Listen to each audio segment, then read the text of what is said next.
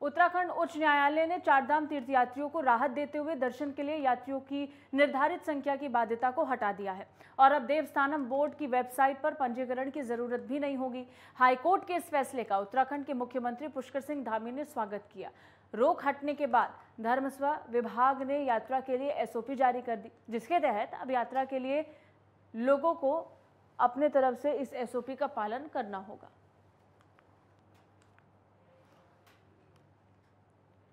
सरकार के प्रार्थना पत्र के बाद नैनीताल हाईकोर्ट ने चारधाम यात्रा में यात्रियों की सीमित संख्या को समाप्त कर दिया है, जिसकी उत्तराखंड के पर्यटन मंत्री सतपाल महाराज ने सराहना की। इसको लेकर सतपाल महाराज ने कहा कि न्यायालय के इस फैसले से निश्चित रूप से प्रदेश में पर्यटन और तीर्थाटन को एक नई ऊर्जा मिलेगी। कोर्ट में जोरदार ढंग से सरकार का पक्ष रखने के लिए उन्होंने मुख्यमंत्री पुष्कर सिंह धामी का भी आभार व्यक्त किया। चारधाम यात्रा पर हाईकोर्ट के आदेश के बाद सीमित यात्रियों की संख्या समाप्त होते ही श्रद्धालुओं की संख्या में इजाफा होने लगा।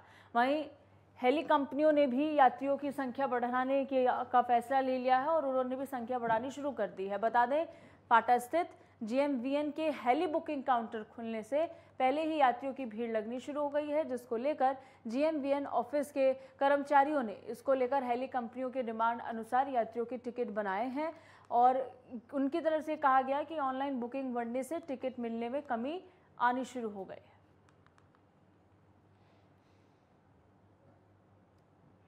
ऊखीमठ के सोनप्रयाग से 305 तीर्थयात्रियों का पहला दल केदारनाथ के लिए रवाना हुआ। मंगलवार को 798 तीर्थयात्रियों ने बाबा केदारनाथ के दर्शन किए, जिसमें 219 महिलाओं, 547 पुरुषों और 32 बच्चों ने बाबा केदारनाथ के दर्शन किए। अभी तक 1299 तीर्थयात्री बाबा केदारनाथ के दर्शन कर चुके हैं। ई पास की अनिवार्यता समाप्त होते ही तीर्थयात्रियों की संख्या में इजाफा होने लगा।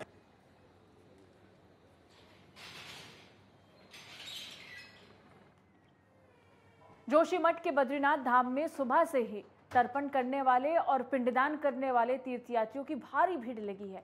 बद्रीनाथ धाम में स्थित ब्रह्म कपाल में पिंडदान और तर्पण करने का विशेष महत्व बताया गया है। जो भी यहाँ पिंडदान करने के लिए पहुँचता है, उसकी सारी मनोकामनाएं पूर्ण होती हैं, साथ ही उसके पितरों को स्वर्ग की प्राप्ति भी होती है। ब्रह्म कपाल में पिंडदान करने के बाद हवन करने का भी विशेष महत्व माना गया है। ब्रह्म कपाल में सुबह से ही स्थानीय तीर्थ पुरोहितों के द्वारा यात्रियों को हवन करवाया जा रहा है। बद्रीनारायण के दर्शन करने के बाद सभी तीर्थयात्री ब्रह्म कपाल में पिंडदान भी कर रहे हैं।